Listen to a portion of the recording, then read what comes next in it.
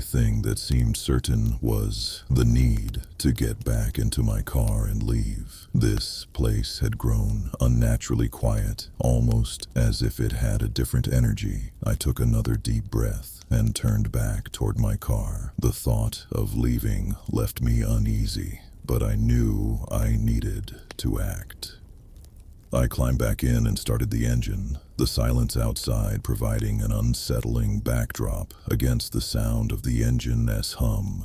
As I drove away from the scene, something felt off. The sense of unease lingered with me as the darkness enveloped the landscape around me. There were no vehicles or headlights in sight for what seemed like an eternity. Every passing moment added to my growing sense of isolation and fear. The pressure inside continued to build until I could barely breathe.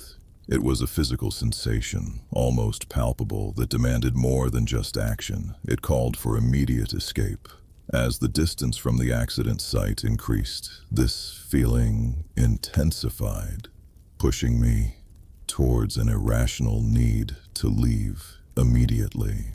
I reached the next town and stopped at a gas station where a friendly woman behind the counter shared her observation. No emergency vehicles had driven past in what seemed like hours. She mentioned there hadn't been any traffic, either a strange coincidence that only added to my growing unease. In that moment, I realized just how alone and isolated I was from everything around me. The absence of even a single vehicle passing by felt almost sinister. After getting some coffee at the gas station, I decided it would be best to drive back home rather than risk anything further in this unfamiliar and unsettling environment.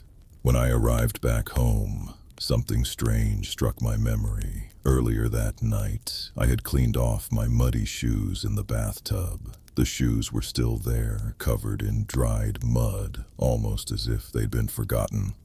I couldn't shake the feeling of being watched or followed by unseen eyes. I checked local news reports, but found no mention of any accident.